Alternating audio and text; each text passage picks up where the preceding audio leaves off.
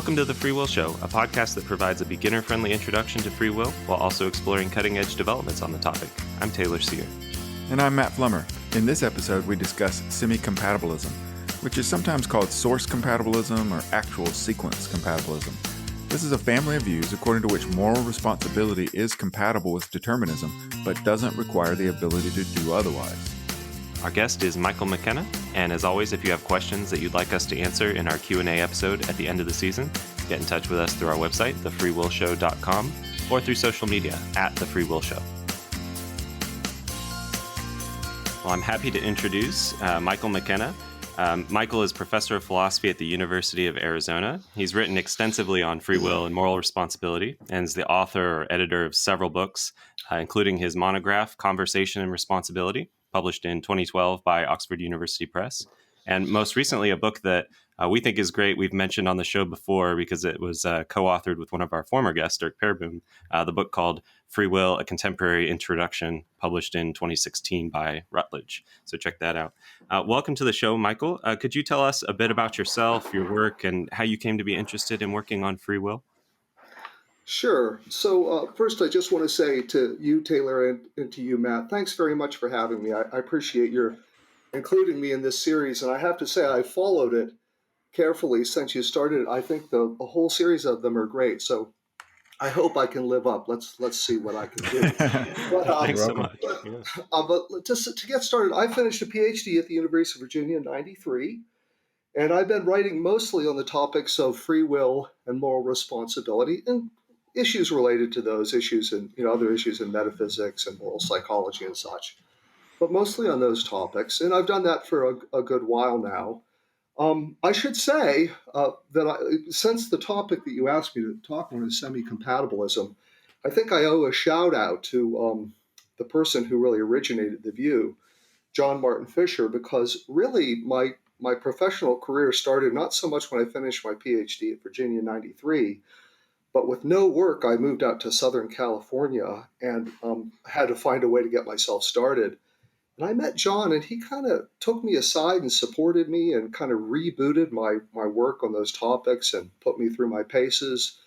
I got a job a year later, and I learned a ton from him. So indirectly, I'm kind of one of his students. Nice. And I really profited from that. And so, I picked up on the kind of view that he defends too, and I share it. So anyways, that's a little shout out to John. That's very awesome. cool. But anyways, I took a couple of different positions. I was at Ithaca College for several years and then at Florida State with some really great folks there.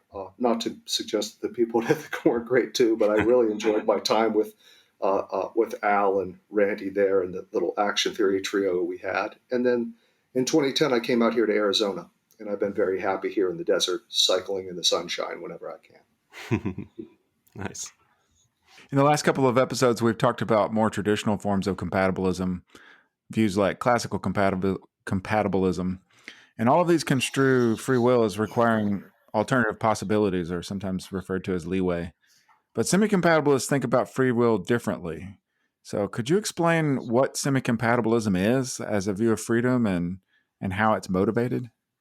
Sure. Okay. So I'm going to explain it as expressed there in terms of semi-compatibilism.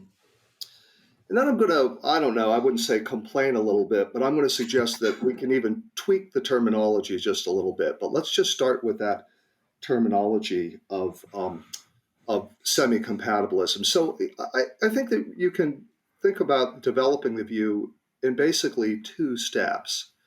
So in a first step, one of the things you want to do is distinguish between two senses or two kinds of freedom. And in that step, what's sort of important is to really make vivid that there are these two distinct ways of theorizing or thinking about freedom.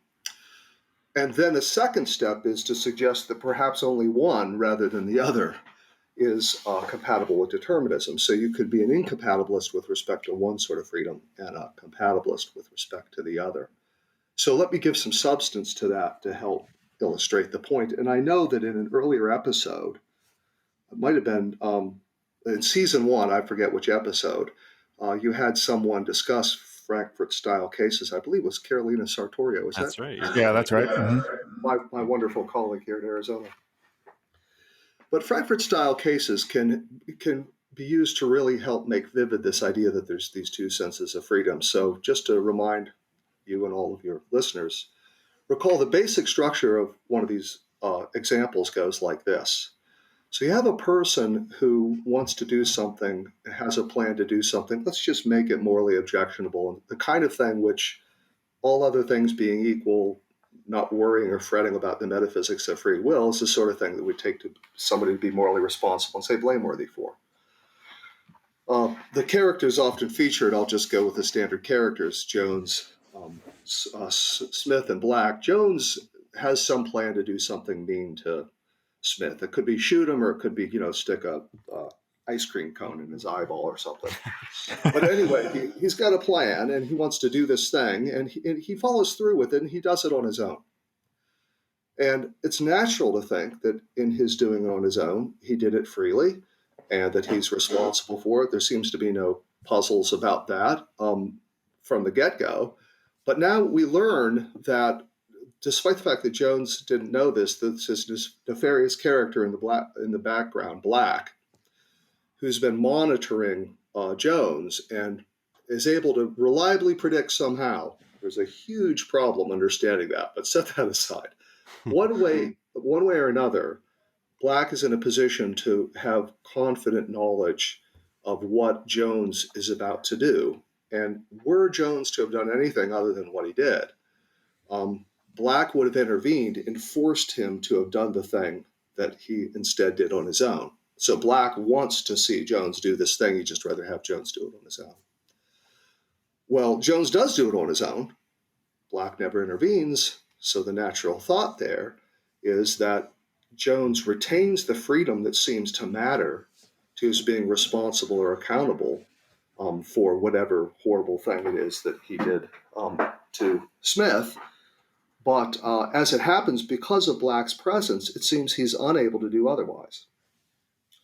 And so the example is supposed to help make vivid that there's a kind of freedom that an agent retains in acting as she does act, as John Martin Fisher puts it, in the actual sequence in which she engages in her activity, and some alternative leeway sequence in which she had an open alternative whereby she was able to do something other than what she did. And it seems that in this case, Jones was unable to do otherwise, and in that respect lacked a certain kind of freedom, but retained the freedom to act as he did, unencumbered.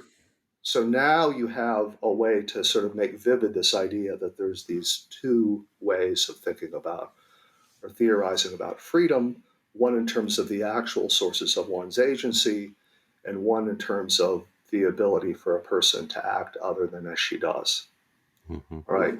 So there now the first step in characterizing semi-compatibilism is just distinguishing these two kinds of freedom. Right. The next step is to take to press further on the metaphysics and ask whether or not determinism poses a threat to either or both of those ways of thinking about distinguishing between features of or kinds of freedom. And you might think that the case on behalf of the incompatibilist for an incompatibility between determinism and freedom is stronger in the case of the ability to do otherwise, because there are arguments like the consequence argument that tend to provide a strong case for the thought that if determinism is true, nobody's able to do otherwise. Mm-hmm. And this then gives rise to the possibility that a person like John Martin Fisher and Mark Revisa, say in their 1998 book, this gives rise to the possibility that the philosopher could defend compatibilism about the freedom that's retained in a Frankfurt example and seems to be the kind that's necessary for moral responsibility. And yet they could concede or grant that perhaps the freedom that an agent has that involves her ability to do otherwise is a sort of freedom that she might not have if determinism is true, because these arguments for the incompatibility of determinism and the ability to do otherwise might be very powerful. Mm-hmm. That's the starting point for sort of characterizing what's known as semi-compatibilism. Any questions? Or I have a further thing I want to say, gentlemen, but just want to see what your thinking. No, that given was excellent. Yeah. Okay. Yeah, I'd like So, to hear what your beef with the term is now. well, yeah. No, I mean, I shouldn't even call it a beef. I think that I've noticed that people have taken it up and taken it to have an implication that I think can misrepresent views, even like John Fisher's, the person who really originally developed the view in full detail. In particular, you don't really need to be committed as a compatibilist about determinism and the freedom, say, that an agent retains in a Frankfurt example. You don't need to then contend that the freedom to do otherwise is incompatible with determinism. You could be agnostic about it, Mm-hmm. right? So, let me also say, I even think it's consistent with the basic thing that we learned from Frankfurt's argument that you could also be a compatibilist about determinism and the ability to do otherwise. The salient thing to see is that there are these two different senses of freedom, and they raise different philosophical compatibility questions about the potential threat of determinism. So the reason that I actually think the more useful term here is source compatibilism, Yeah. and then to characterize accounts of free will that emphasize or make salient or treat as essential an ability to do otherwise, leeway freedom. Mm-hmm. So that, for instance, here's the weakest form. Well, how do I want to put this? Weakest might be the wrong way to put it.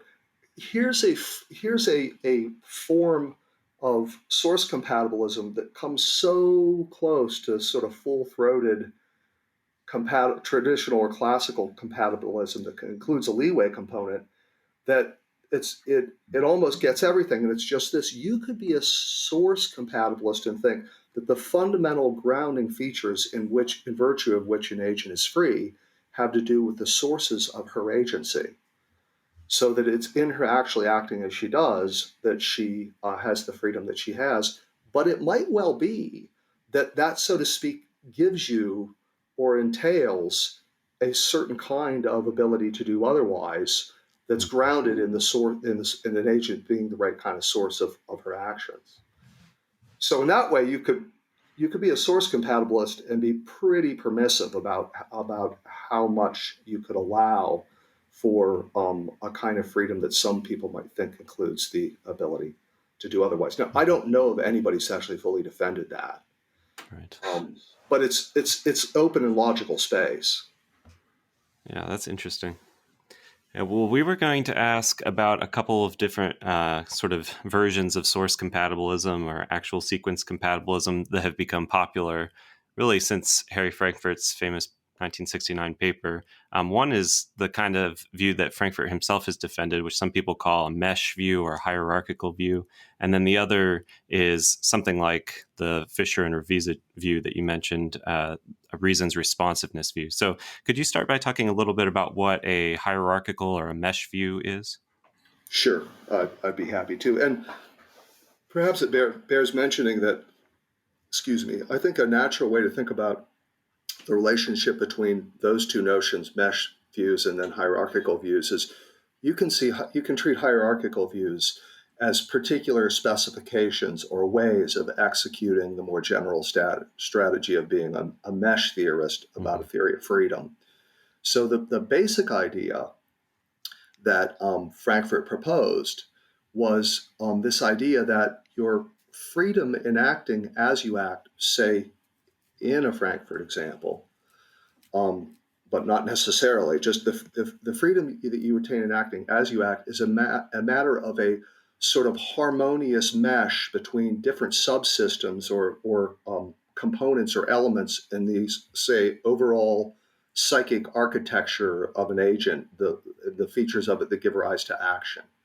So when the subsystems or the different features of an agent's psychology are working in harmony and in alignment, then when the agent acts, she acts freely because the components are working together or collectively. And then, for instance, when there's disharmony, then there's dysfunction, and the agent fails to act freely because whatever resources are producing the basic actions that she performs, they're out of sync or they're out of alignment with other elements of her psychology that reveal in some way who she is or how she really wants to act. Hence, lots of people call these views real self views. When you're acting in accord with your real self, your agency is expressing a kind of harmony in which the motivational sources directly leading you to action are suited for and complement the sort of whatever other architecture reflects what the agent really comes to. Now, Frankfurt, his version of this, the reason it's a hierarchical version, is Frankfurt proposed that the way to think about these differing systems is in terms of one kind of thing, one kind of psychological ingredient, the motivational ingredients involved with desire. And then the thought is that one of the things that, and this is a beautiful paper, really, astoundingly good paper that always repays, no matter how many times you read it. It's from 1971. It's called Freedom of the Will, the Concept of a Person. Mm-hmm. And Frankfurt's proposal works like this then. You use a single kind of ingredient, these motivational elements, desires. But then his proposal is that what distinguishes persons from non-persons, I'm going to slightly misrepresent this, but it'll do for our purposes. Yeah. What distinguishes persons from non-persons is persons have an ability to form higher order desires that have as their objects the first order desires of the sort that move us about and are efficacious in getting us to act. So lots of non-persons, lots of critters in the world have desires and intentions and purposes and move about the world. But we persons have this sort of extra level of architecture to our internal psychology where we can form desires about our own first order desires, ones that move us about. When we act freely at a higher order of desire, we act upon the desires at a first order that we wish to act upon. So there's a harmonious mesh between the higher order desires, what we most want, and what we want in some way, and the desires that are either are or are not efficacious and leading us to action. That's roughly the picture. Mm-hmm. Forgive me, I'll say just one more thing about this. It's such a handy example, and then I'll use it to raise a criticism of Frankfurt in a little bit. But one of the cases he uses to illustrate this and helps us to understand the idea that you could have this kind of freedom without what you might call leeway freedom or ability to do otherwise freedom. One of the cases he uses to illustrate this is the case of the willing addict. Mm-hmm. So an addict has a powerful first-order addictive desire that plays a sort of compulsive or gripping role in her agency. She can't help but take the drug. So she's unable to do otherwise. Yet the willing addict embraces her addiction. She endorses it. She likes being in this state. And as a result of that, she wants to act on her first-order desires to take the drug. So she's willing. Frankfurt says she doesn't have freedom of the will, because he used that as a technical term to mean an ability to have a will different than the will she has, where he characterizes a will as the effective desire that leads her to action. So she doesn't have freedom of the will. She couldn't have a different effective first-order desire lead her to action. But he says, and now he assigns a sort of slippery technical term, she acts of her own free will, because the will that she has, which is the effective desire to take the drug, is the will that she wants. So she's doing what she wants. Her agency is an expression of who she is. And that is, for Frankfurt, a nice case to illustrate his positive account of a kind of freedom that does not require the ability to do otherwise. Yeah, that was very nice, very clear. Thank you. You mentioned there was one challenge or objection that you wanted to raise for the model of Frankfurt. Yeah, well, I mean, actually, I'll say I have a few, but let me one step prior to that, let me just say, people have raised problems with Frankfurt's view, and there are other versions of mesh theories, like, for instance, Gary Watson's, which I actually do find more convincing, where the mesh is not between a relation between higher order of desire, but different sources of motivation and judgment. So he distinguishes between a valuational and a motivational system. There's a system that renders judgments about what we think is valuable or worthy, and then another system that moves us about, and those need to be alignment. So there's other ways to have mesh theories, but I have a general complaint with all mesh theories, not just Frankfurt's. And so I favor reasons responsive theories, and I develop my own version of this sort of view. And one of the, I think I could go through and give you several criticisms, but one significant one that I think is a considerable problem for um, mesh theorists generally is, despite the fact that, for instance, Frankfurt has even said he has an easy time with this sort of thing, I don't think he and other mesh theorists do. I think weakness of will is a real problem for their views. Yeah. Because in cases of weakness of will, the natural way to think about what's going on is that somebody judges what they think is best to do. And in many of those cases, they evaluate their judgment about what they think is best to do is what they themselves would take to be expressions of their real or their true self. And yet they act contrary to what they judge best to do. Right. And the natural thought is when you act with weakness of will, you act freely. Mm-hmm. But mesh theories don't seem to have room to account for the idea that in such cases, those individuals act freely. Why? Because they're acting contrary to what would be in alignment, so to speak, with the mesh that reflects it's in some way what they identify with or who they really are. Mm-hmm. So I think there are problems. I could say more, but that's enough to illustrate that one problem. And that's one of the reasons I myself tend to favor reasons responsive theories, which incidentally have a pretty easy way with problems of weakness of will and the like. Yeah. All right, yeah. So this is a good place to segue then. We've talked about the hierarchical views or mesh views and one problem. Can you describe now the reasons responsive type of semicompatibilism? Indeed, I can. I will say, though, in a certain sense, we kind of have to put a pause button on or set aside the semi part of semi-compatibilism to just describe the basic architecture of reasons responsive theories, because one of the costs or the burdens of being a reasons responsiveness is, on its face, it looks like it's hard to draw upon reasons responsiveness as a general way to theorize about freedom in a way that's suited for the lesson of the semi, or what I call the source compatibilist. So I'll explain that as we go, but let's for now pretend we're not worried about whether we're a compatibilist or a semi-compatibilist. In fact, we don't even need to worry about whether or not we're compatibilists at this point. Let's just think about theorizing about freedom. And here's one way to think about theorizing about freedom. It's that what's distinctive of us as rational animals is that our freedom consists in our ability to be sensitive to and responsive to the domain of reasons, the kinds of things that that provide rational animals reasons to move themselves about or to be moved about, to put it in a slightly misleading way.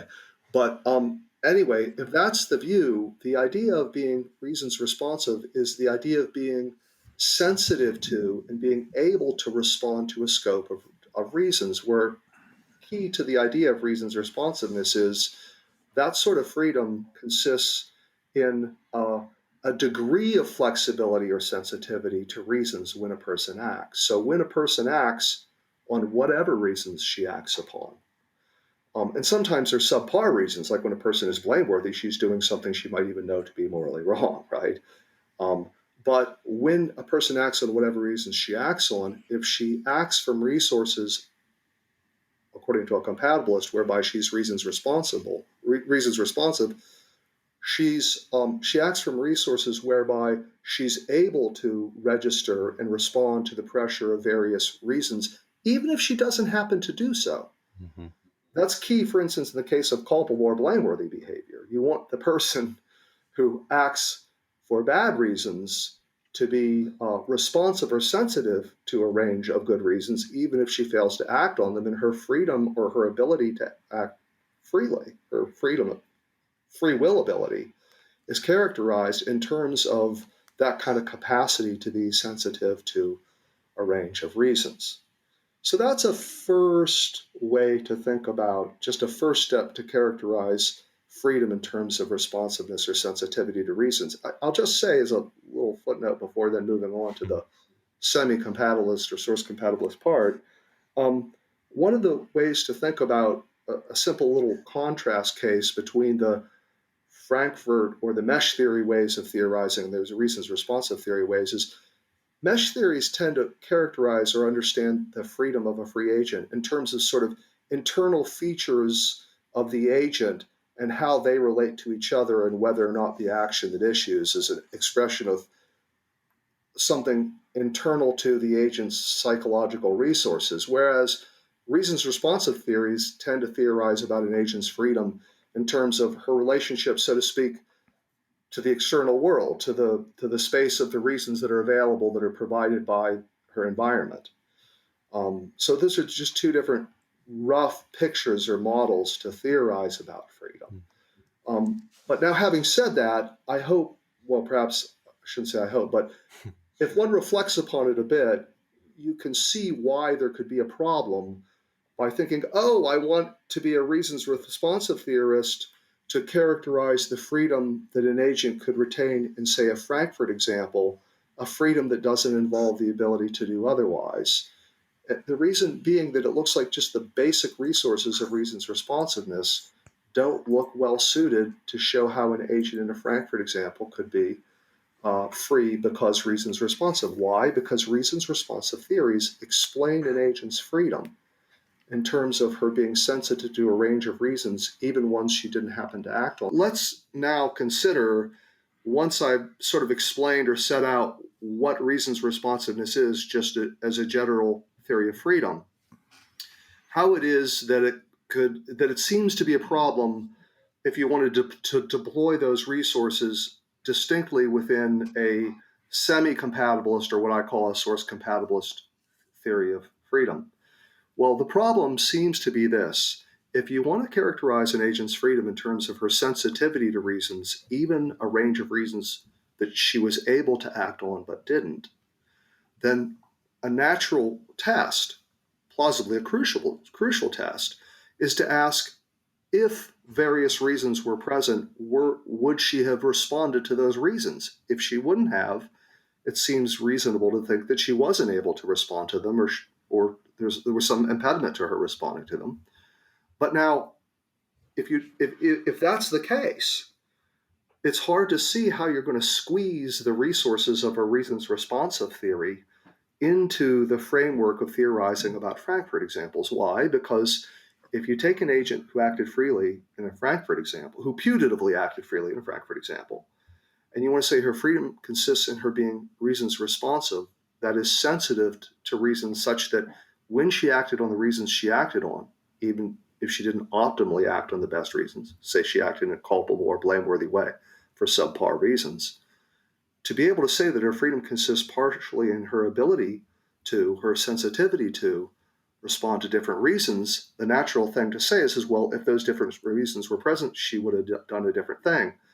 But damn it all, that doesn't seem to work in a Frankfurt example, because the counterfactual interveners around, and if a different reason were present so that the agent would have responded differently and failed to do the culpable or blameworthy thing, or some other culpable or blameworthy thing, the intervener would have intervened and caused the agent to act in the very same way either. So it looks like not only are Frankfurt examples incompatible with an agent retaining the ability to do otherwise in a Frankfurt example, if Frankfurt examples can be successfully executed, they also seem to be incompatible with reasons responsiveness rather than compatible with it. So how is a compatibilist going to draw upon the resources of reasons responsiveness to capture the kind of freedom an agent can retain in a Frankfurt example?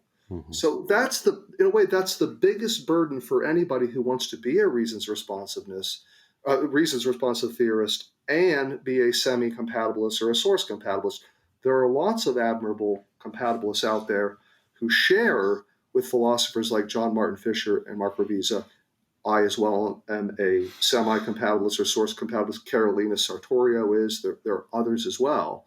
A lot of them share the commitment to reasons responsiveness, but say philosophers like Kadri Veblen or Joe Campbell, or I'm not sure about Dan and Elkin, I think so, but in a way, maybe not. I don't know. But there are a lot of philosophers out there who are reasons responsive theorists, but they reject source or semi-compatibilism, and they think that the agent retains the ability to do otherwise.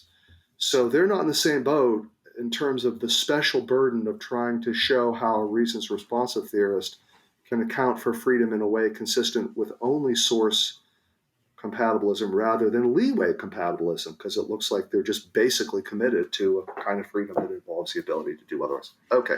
Right. So I'm a little worried I'm getting too far into the weeds here, but let me just suggest one or two solutions. Well, I'll suggest two solutions. The original effort to show this could be done was really an ingenious proposal by John Martin Fisher and Mark Revisa in their 98 book, where they distinguished between a whole agent, a person, and the mechanisms or the resources on which a person acts when she acts freely in a Frankfurt example. And the way they put it is to say, look, an agent in a Frankfurt example is not reasons responsive. But when an agent acts on a certain kind of mechanism, and the agent owns the mechanism so that it's their mechanism when they're acting freely, the mechanism is reasons responsive insofar as if you attend just to the mechanism when it's well functioning, it would respond to reasons. But if you're attending just to the mechanism when it's well functioning, you have to attend to scenarios in which you're imagining the mechanism not being impeded by an intervener. Mm-hmm. And so now you can sort of elegantly capture this idea that an agent, when she acts freely in a Frankfurt example, acts from resources that are kind of sensitive to a space of reasons. They're dispositionally or modally sensitive in some way. And that dispositional or modal sensitivity, when uninterfered with, is retained in a Frankfurt example. That's the picture. It was a strikingly interesting and forceful proposal. Yeah, so give us an example of a mechanism to flesh this out and how this works in the case. Yeah, so for instance, I'll just use the one Fisher and Revisa originally imagined, is the operation of one's own deliberative resources when they're rationally reflecting on what to do. And so if that mechanism is reasons responsive, then when you're attending just to an agent's deliberative resources for reflecting upon and settling upon what to do, and then acting from it, if you leave just those alone and you say, well, was that mechanism so sensitive? Then you have to sort of allow the mechanism to function and imagine if the deliberative resources of the agent had been put pressure upon by different reasons, the actual ones, would the agent with that mechanism uninterfered with have responded differently? And there you get a principled way to factor out the force of the intervener in the scenario, because you're just trying to understand how that particular mechanism works. Mm-hmm. Right? That's the picture. I mean, so I published 2 or 3 things criticizing that proposal because I don't think in the end it works, and I don't want to drive your listeners crazy with the details at that level. But I just want to say in general, I think that the basic problem with a mechanism-based approach, and the reason that motivated other folks to try to retain the semi-compatibilist or source compatibilist approach without relying on the idea of a distinct mechanism, is that it's very hard to distinguish what exactly the mechanism is. And the biggest worry is, so I think, this was a criticism originally raised by Carl Genet, the biggest worry is that sometimes when an agent is functioning well and acting freely, part of her freedom consists in a facility to, so to speak, transition between different kinds of mechanisms. So sometimes the relied upon mechanism is unreflective habit or automaticity.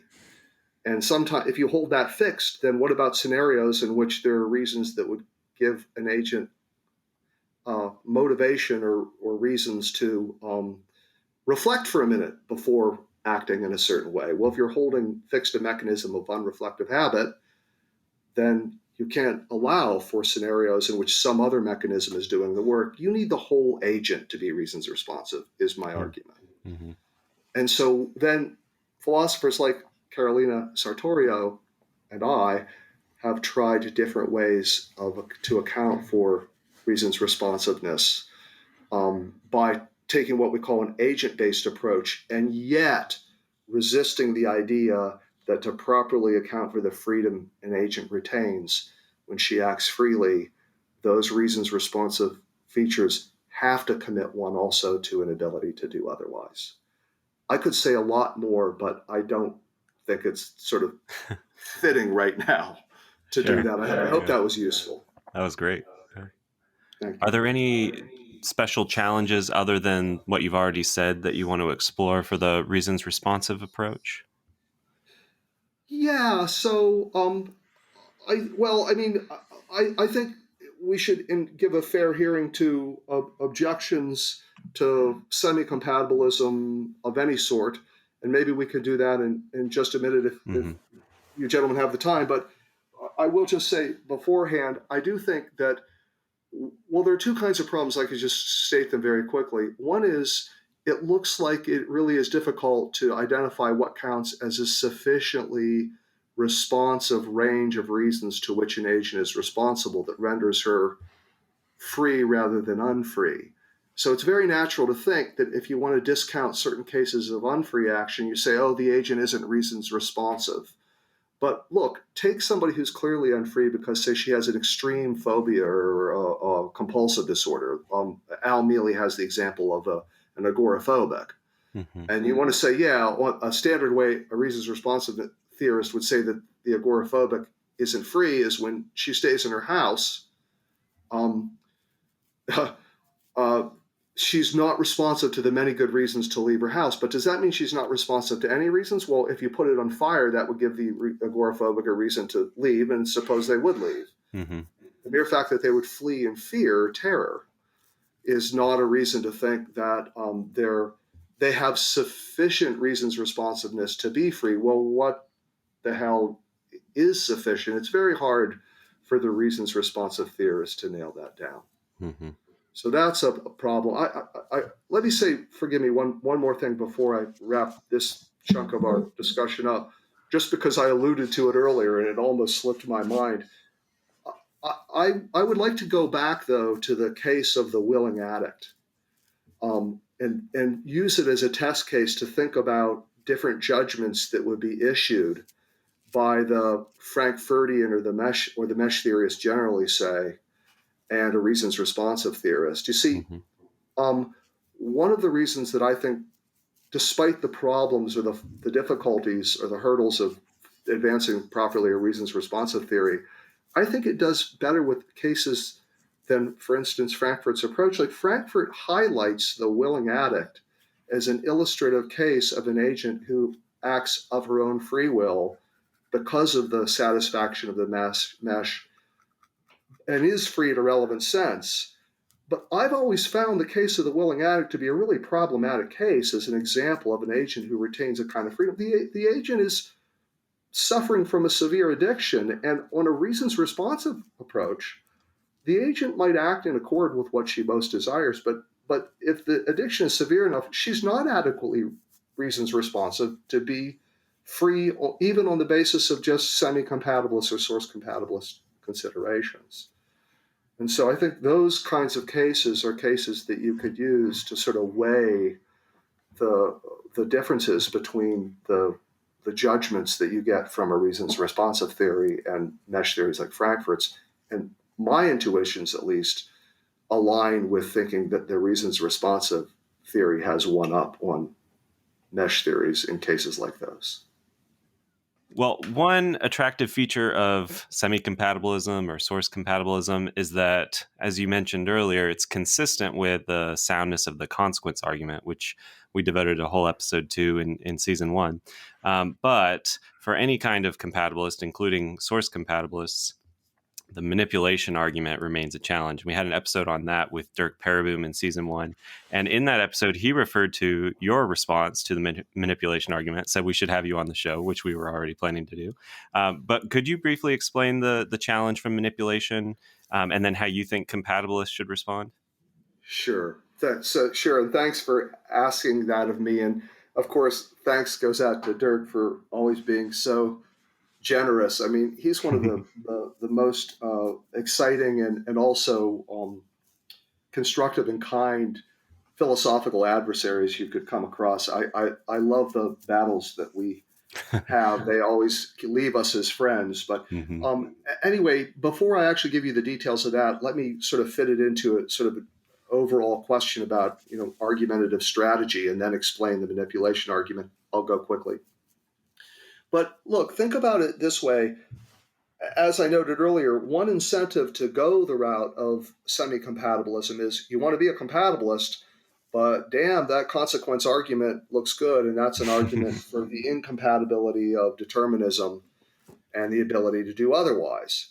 So one of the sort of advantages of being a semi-compatibilist or a source compatibilist, as I would put it, is that you get to do an end run around the consequence argument and grant that maybe it's a sound argument, and if determinism is true, there's a kind of freedom that we lack, but then say there's another kind of freedom that we retain.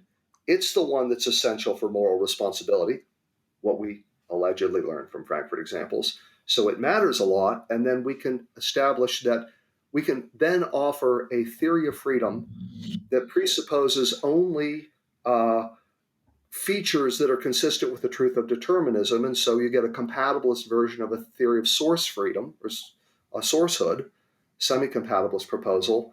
And now it looks like you're immune to these arguments that determinism rules out the ability to do otherwise. But of course, one would reasonably expect that incompatibilists would not rest easy with this kind of strategic maneuver, precisely because there are other kinds of arguments for the incompatibility of freedom and determinism that don't focus upon questions about an agent's ability to do anything other than what she does. Some arguments, and historically, not just in recent times, but some of these arguments for the incompatibility of determinism and freedom or free will, however you want to put it, are arguments that focus on the thought that because if determinism is true, the sources of our agency are corrupted in such a way that they undermine our freedom, irrespective of whether or not we're able to do otherwise. And so now what I would want to say is the reason that I have been so interested and animated by the manipulation argument is I think there are three such interesting arguments worth taking seriously. What you would call source incompatibilist arguments that establish determinism is incompatible with freedom for reasons other than questions about the ability to do otherwise. Mm-hmm. Of those, I think the manipulation argument is the best of those. Mm-hmm.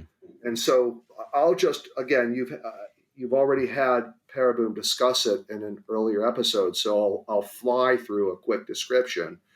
But the idea is just if you take these examples in which an agent is covertly and massively manipulated to rearrange her psychic architecture and set her up with a set of conditions in a kind of deterministic sort of scenario, where then she does some particular thing, something morally objectionable.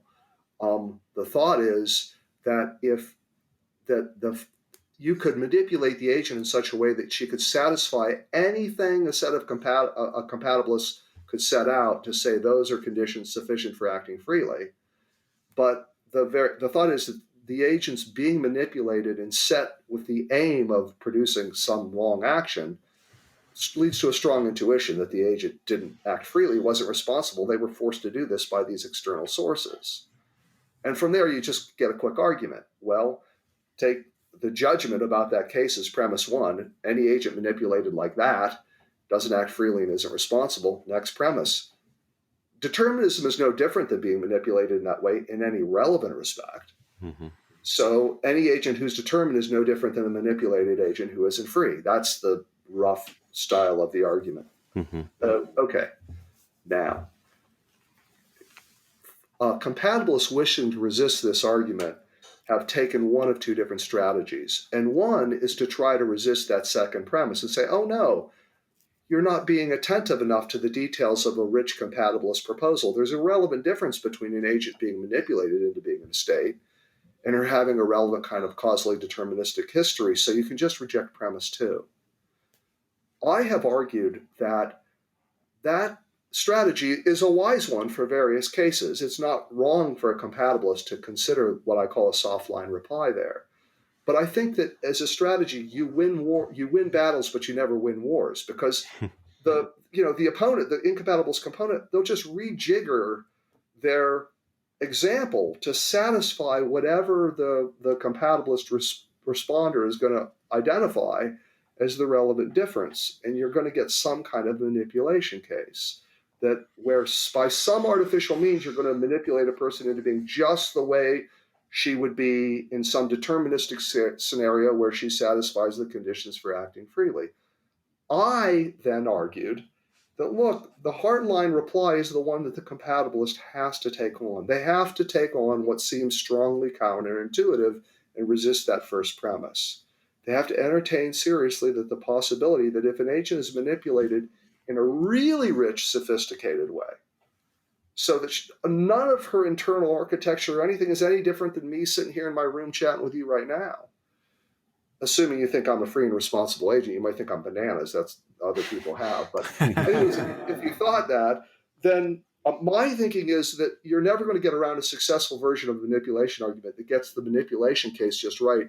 The compatibilist is, in that case, the compatibilist is forced to resist the first premise and say it's not so clear that the agent in such cases isn't free and isn't responsible. So I call that the hardline reply, and it looks like it's incompatible with strong intuitions or judgments about cases. My own thinking is our judgments about the cases do favor an incompatibilist diagnosis. So the compatibilist has to do the hard work of explaining away our intuitions about the cases that favor incompatibilism. And that's the line that I take. And it's gotten me a lot of flack, and it probably will continue to do so. But anyway, that's what I think a compatibilist has to do. Yeah. Are there any other objections that would be worth considering here? Yeah. So as I think I said before introducing the manipulation argument, I think there are three. I've got papers on each of them, actually.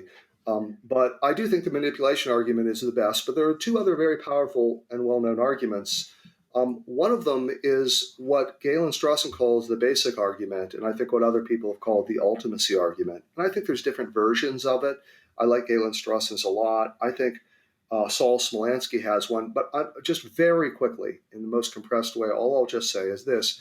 Suppose you start with this basic assumption that to be free and acting as you do, you have to be an ultimate source, an initiating source of the features of your own internal psychology that give rise to your acting as you do. If you're not free with respect to those, if you don't have control over those, then the outcome of your putatively free actions are just the product of things you didn't have any control over.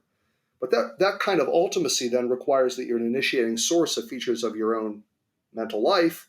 And if determinism is true, nothing internal to an agent is an ultimate initiating source of an agent's own internal life.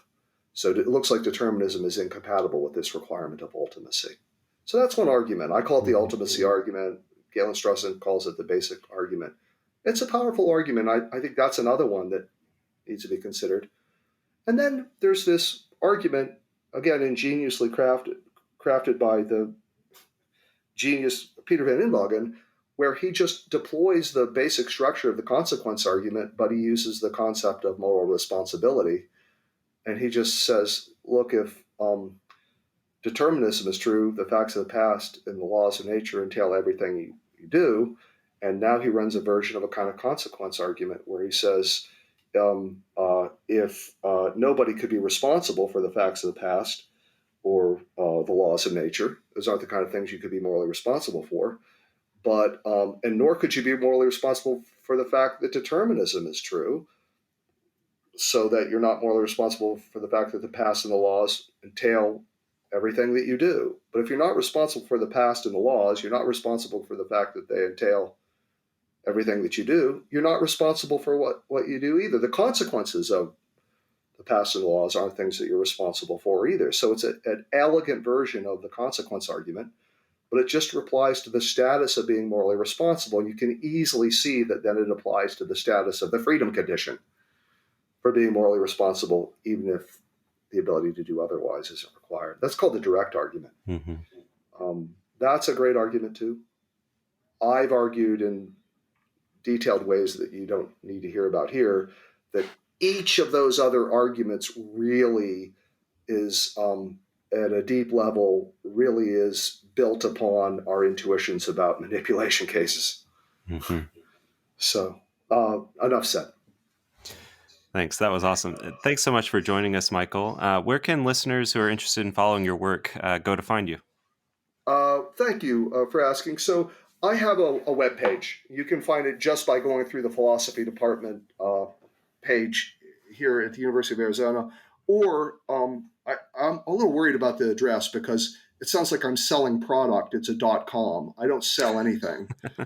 Maybe people think I sell BS, but it's free. But anyways, it's msmckenna.com. And I have a bunch of my papers posted there. Great. Yeah, we'll link that in the show notes too. Make it easy. Okay. Thank you. In the next episode, we'll discuss a position called revisionism, and our guest will be Manuel Vargas, professor of philosophy at the University of California, San Diego.